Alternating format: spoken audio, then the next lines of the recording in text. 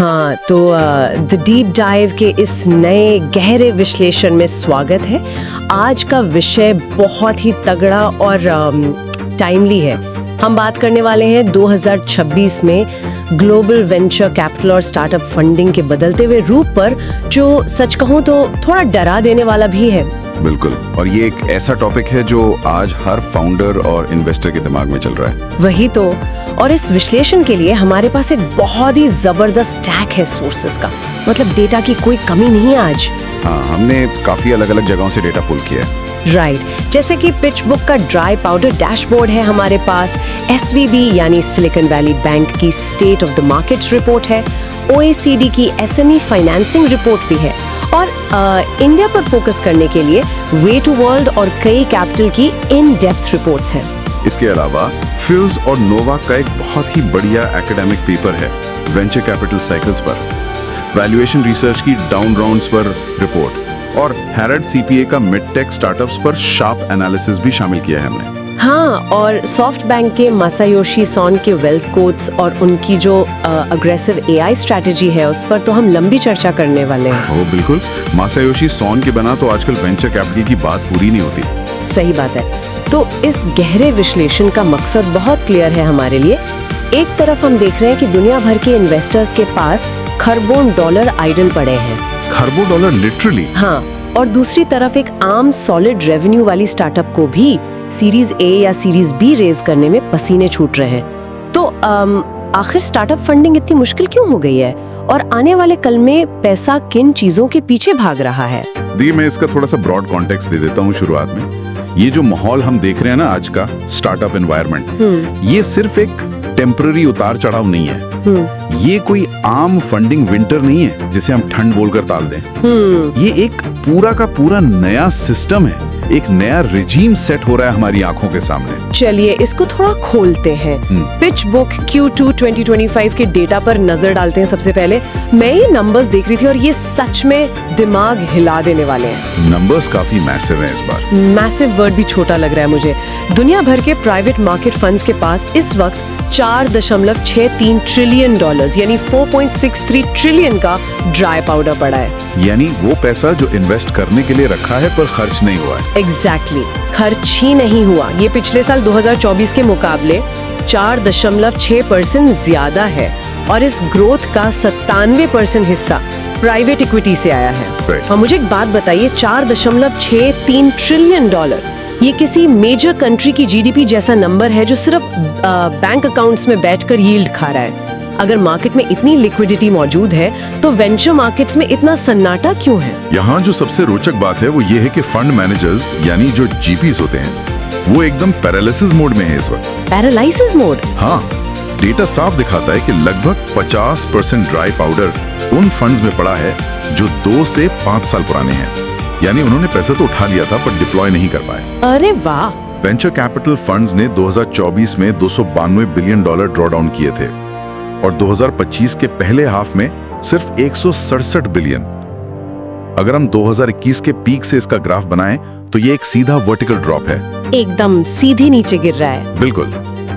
LPs pressure डाल रहे हैं GPs पर कि भाई पैसा डिप्लॉय करो मार्केट में, लेकिन VCs को वो पुराने जीरो इंटरेस्ट रेट वाले 100 गुना रिटर्न वाले डील्स दिख ही नहीं रहे। तो वो एक तरह से कैपिटल होल्डर्स बन गए। एग्जैक्टली, वो पैसा जमा करके बैठ गए हैं और सही वक्त का इंतजार कर रहे हैं। और इस होर्डिंग का ना डायरेक्ट इम्पैक्ट जमीनी हकीकत पर दिख रहा है हमारे चारों तरफ।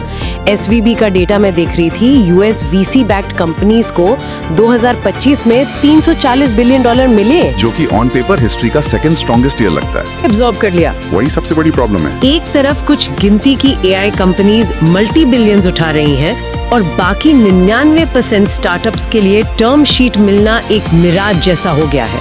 और जो लोग पैसे उठा भी रहे हैं उनकी हालत भी कोई खास अच्छी नहीं है। हाँ, वैल्यूएशन रिसर्च की रिपोर्ट यही क्लियर करती है।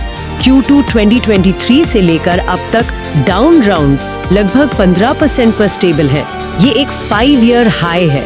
डाउन राउंड्स यानी पिछली वैल्यूएशन से कम पर पैसे उठाना। एक डाउन राउंड किसी भी कैप टेबल के लिए कितना डिस्ट्रक्टिव होता है ये मार्केट बहुत अच्छी तरह समझ रहा है इस वक्त। बिल्कुल, फाउंडर डाइल्यूशन से लेकर एम्प्लॉय ESOPs तक सब कुछ अंडर वाटर चला जाता है। सब खत्म हो जाता है। और स्पैक्स का जो क्रेज था 2021 में, जहां कोई भी शेल कंपनी मार्केट में आती थी, वो मार्केट पूरी तरह क्रैश हो चुका है। हाँ, डी स्पैक इंडेक्स 70% तक गिर चुका है। 70% एक बहुत बड़ा वाइप आउट है। जो फोमो था ना, लोगों के अंदर फियर ऑफ मिसिंग आउट, वो अब वेट एंड सी ने ले लिया है।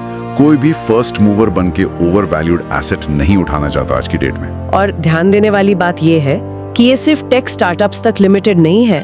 OECD की रिपोर्ट इसे एक ब्रॉडर मैक्रो इकोनॉमिक लेंस से देखती है। हाँ, OECD का डेटा काफी आंखें खोलने वाला है। उनके अनुसार SMEs यानी स्मॉल एंड मीडियम एंटरप्राइजेस के लिए फाइनेंसिंग अपने सबसे टफ फेज से गुजर रही है। हाई इंटरेस्ट रेट एनवायरनमेंट ने सब कुछ बदल दिया है। बिल्कुल, हाई इंटरेस्ट रेट्स की वजह से कैपिटल अब लॉन्ग टर्म और हाई रिस्क बेट्स लेने के बजाय शॉर्ट टर्म और छोटी क्रेडिट लाइंस में सेफ शेल्टर ढूंढ रहा है। इसका मतलब है कि एक आम हार्डवेयर या मैन्युफैक्चरिंग SME के लिए R&D फंड करना ऑलमोस्ट इम्पॉसिबल लग रहा है। लॉन्ग टर्म इनोवेशन पर असर पड़ रहा है। हाँ, तो अब यहाँ बात सच में दिलचस्प हो जाती है, क्योंकि जहाँ एक तरफ हम US और ग्लोबल मार्केट्स में स्टैग्नेशन देख रहे हैं, वहीं इंडिया का स्टार्टअप रीसेट एक पूरी नई कहानी सुना रहा है। इंडिया का मार्केट इस वक्त काफी यूनिक तरह से बिहेव कर रहा है। वे टू वर्ल्ड और काय कैपिटल की रिपोर्ट्स डीप डाइव करने के लायक हैं। 2025 में इंडिया की टेक फंडिंग $10.5 बिलियन रही, जो कि 2024 के मुकाबले 17% कम थी। ऑन पेपर 17% ड्रॉप एक बुरी खबर लगती है। हाँ, ऑन पेपर ड्रॉप है, लेकिन इंटरेस्टिंग ट्विस्ट ये है कि इस ड्रॉप के बावजूद इकोसिस्टम में पैनिक नहीं है। उल्टा एग्जिट्स और IPOs का वॉल्यूम जबरदस्त तेजी से बढ़ रहा है। पैनिक इसलिए नहीं है क्योंकि ग्रोथ की जो डेफिनेशन थी वो मैच्योर हो गई है इंडिया में। कैसे? देखिए, 2025 में लगभग 1/3 इंडियन टेक स्टार्टअप्स ने एक्सटर्नल कैपिटल रेज करने से मना कर दिया। उन्होंने सोचा कि फंडिंग उठाने की बजाय प्रॉफिटेबिलिटी पर फोकस किया जाए, यानी अपना रनवे बढ़ाने पर लेजर फोकस किया। एग्जैक्टली। उन्होंने अपने खर्चे कम किए, बर्न रेट घटाई। अब वो ग्रोथ एट ऑल कॉस्ट्स वाला जो मंत्रा था, वो एक रेड फ्लैग बन चुका है इन्वेस्टर्स के लिए भी। तो नए नियम क्या है अब? पे कैपिटल की रिपोर्ट नाम बहुत एक्सप्लिसिटली यूनिट इकोनॉमिक्स के नए बारे मिनिमम्स डिफाइन करती है। आजकल यूनिट इकोनॉमिक्स सबसे जरूरी है। LTV यानी लाइफ टाइम वैल्यू और CAC यानी कस्टमर एक्विजिशन कॉस्ट, इसका रेशो 3:1 यानी 3:1 होना चाहिए। 3:1, ओके। और जो CAC की वसूली है यानी पे बैक पीरियड, वो 18 महीने से कम होना चाहिए। अगर ऐसी मैट्रिक्स नहीं है तो तेजी से बढ़ना, जिसको ब्लिट्ज स्केलिंग कहते हैं, वो सिर्फ नाकामी की तरफ ले जाएगा। ब्लिट्ज स्केलिंग का हैंगओवर सच में पूरी तरह उतर चुका है। अब मार्केट शेयर खरीदने के लिए डिस्काउंट वॉर्स नहीं चल रहे हैं। बिल्कुल नहीं। और एक और बड़ा शिफ्ट जो वे टू वर्ल्ड की रिपोर्ट हाईलाइट करती है, वो है भारत फर्स्ट मॉडल्स का राइज। ये बहुत इंटरेस्टिंग ट्रेंड है। हाँ, टियर 2 और टियर 3 शहर अब सिर्फ सेकेंडरी मार्केट्स नहीं रहे हैं, वो एक्चुअली नए लॉन्च पैड बन रहे हैं। जैसे कि प्रिसिजन एग्रीकल्चर हो गया या वर्नाक्युलर एडटेक हो गया, जहाँ लोकल लैंग्वेजेस में पढ़ाई होती है। हाँ, इनमें जेन्युइन रिकरिंग रेवेन्यू है, वहाँ कस्टमर एक्विजिशन कॉस्ट वैसे ही कम है और स्टिकीनेस भी ज्यादा है। सही बात है। और अगर हम सेक्टर स्पेसिफिक लेंस से देखें ना, तो इन्वेस्टर्स इस बदलते माहौल में कितने रूथलेस हो गए हैं, इसका सबसे ब्रूटल एग्जांपल मेडटेक सास में दिखता है। ओह, हैरोड CPA का एनालिसिस, मैं वही सोच रही थी। हाँ, हैरोड CPA का एनालिसिस क्लियर करता है कि मेडटेक में सीड फंडिंग अपने सबसे निचले दौर में है, बॉटम आउट हो चुकी है। पहले तो लोग सिर्फ आइडियाज पर पैसे लगा देते थे।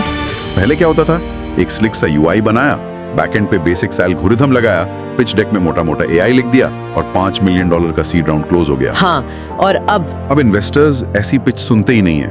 उन्हें अपफ्रंट क्लिनिकल प्रूफ चाहिए, रेगुलेटरी रोडमैप बिल्कुल एयरटाइट चाहिए, FDA क्लियरेंस का रास्ता क्लियर होना चाहिए, और सबसे बड़ी बात, उन्हें अर्ली रेवेन्यू चाहिए। लेकिन आजकल तो मार्केट में हर दूसरी कंपनी अपने नाम के आगे AI चिपकाकर घूम रही है। ऐसा लगता है जैसे AI नया .com डोमेन बन गया हो। वही तो, AI का टैग होना अब कोई डिफरेंशिएटर नहीं रहा। हैरोड CPA की रिपोर्ट भी साफ कहती है कि AI एक फायदा जरूर है, एक इनेबलर है, लेकिन तभी जब उसका असर रियल वर्ल्ड मैट्रिक्स पर दिखे। अगर AI यूज करके क्लिनिकल ट्रायल की कॉस्ट या टाइम रिड्यूस नहीं हो रहा है, उसकी एफिशिएंसी नहीं बढ़ रही है, तो उस AI रैपर की एज अ बिजनेस कोई वैल्यू नहीं है। ये पूरी बात ने एक और बड़े मुद्दे को जन्म देती है। SVB के डेटा से मुझे एक बहुत ही चौंका देने वाला फैक्ट मिला था। अभी हम बता रहे थे कि जनरल AI रैपर स्ट्रगल कर रहे, लेकिन यूएस टेक वीसी फंडिंग का 1/3 हिस्सा सिर्फ 5 एआई कंपनीज ने अकेले हासिल कर लिया है। ये डेटा सच में डरावना है। 1/3 हिस्सा सिर्फ 5 कंपनीज। बाकी पूरा टेक इकोसिस्टम एक तरफ और ये 5 कंपनीज एक तरफ। इन 5 एआई कंपनीज की जो वैल्यू है वो लेट 90s के .com एरा के सभी आईपीओस को मिला दें तो उससे भी ज्यादा हो चुकी है। ये मोनोपोलाइजेशन का एक नया ही एक्सट्रीम है। यूएस प्राइवेट यूनिकॉर्न्स में $4.4 ट्रिलियन यानी $4.4 ट्रिलियन की वैल्यू लॉक है इस वक्त। सोचिए, एक तरफ एक आम सीड स्टेज फाउंडर 18 महीने का पेबैक पीरियड प्रूफ करने में पसीना बहा रहा है, और दूसरी तरफ ये 5 कंपनीज पूरे वेंचर कैपिटल लिक्विडिटी पूल को वैक्यूम क्लीनर की तरह खींच रही हैं। और जब हम इन मेगा राउंड्स और एआई के आने वाले कल की बात करते हैं ना, तो सॉफ्टबैंक के सीईओ मसायोशी सोन की रीसेंट स्ट्रैटेजी को हम इग्नोर नहीं कर सकते। मसायोशी सोन हमेशा से एक वाइल्ड कार्ड रहे हैं।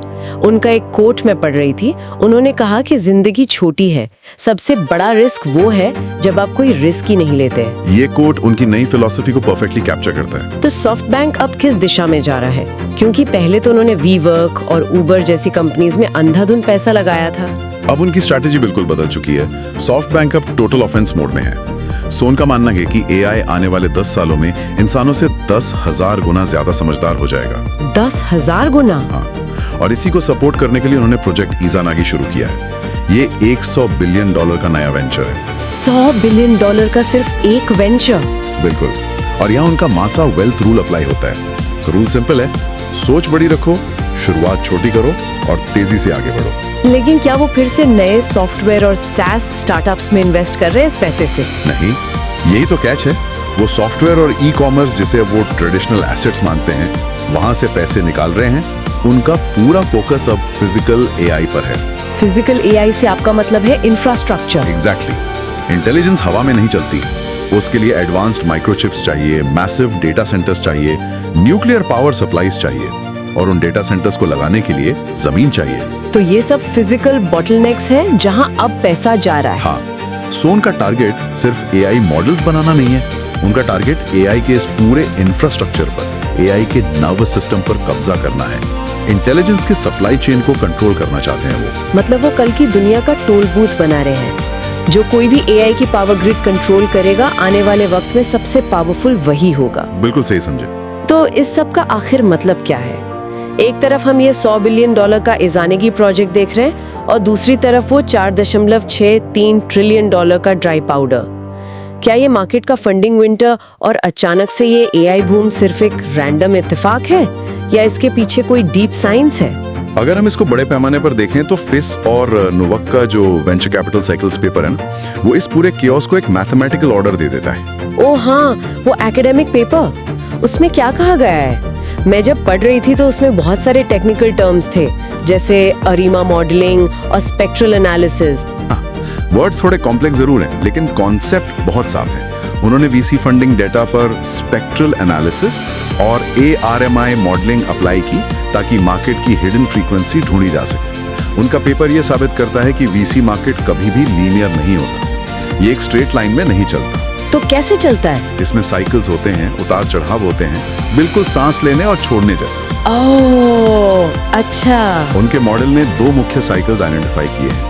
एक छोटा साइकिल जो लगभग 2.09 यानी 2.09 क्वार्टर्स का होता है, मतलब करीब 6 महीने का टाइम। हाँ, ये प्रोजेक्ट सिलेक्शन और स्क्रीनिंग का समय होता है। इस फेज में मार्केट कैपिटल डिप्लॉय नहीं करता, बल्कि डीपली स्क्रीन करता है। और बड़ा साइकिल क्या है? बड़ा साइकिल लगभग 7.69 यानी 7.69 क्वार्टर्स का होता है, जो करीब 2 साल का लंबा प्रोसेस होता है, जहाँ पूरा इन्वेस्टमेंट फ्लो करता है। मतलब कि मार्केट्स भी इंसानों की तरह सांस लेते हैं। एग्जैक्टली।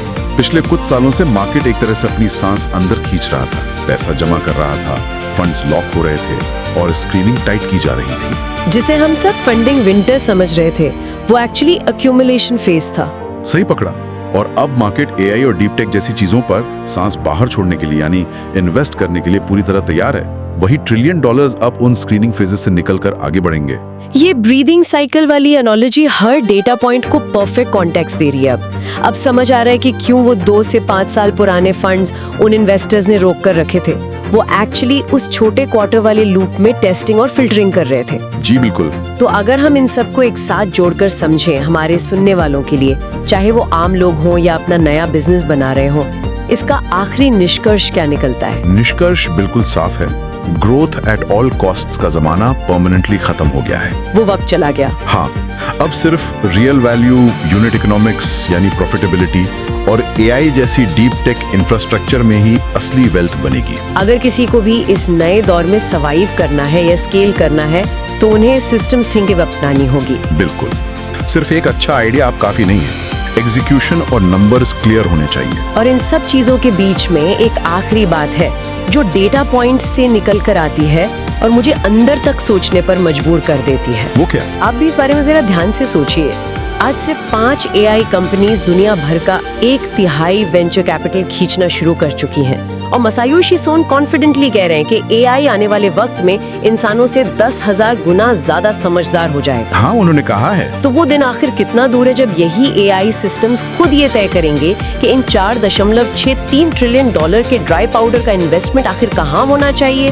ये तो सच में बहुत डीप थॉट है। क्या अगला बड़ा वीसी इन्वेस्टर जो ग्लोबल कैपिटल को फ्लो करेगा वो कोई इंसान होगा या फिर एक एआई जो खुद स्पेक्ट्रल एनालिसिस और अरिमा मॉडलिंग यूज करके कैपिटल एलोकेट कर रहा होगा? एक सुपर इंटेलिजेंट एआई जो फिजिकल एआई इंफ्रास्ट्रक्चर में पैसा लगाकर खुद को ही और ताकतवर बना रहा हो।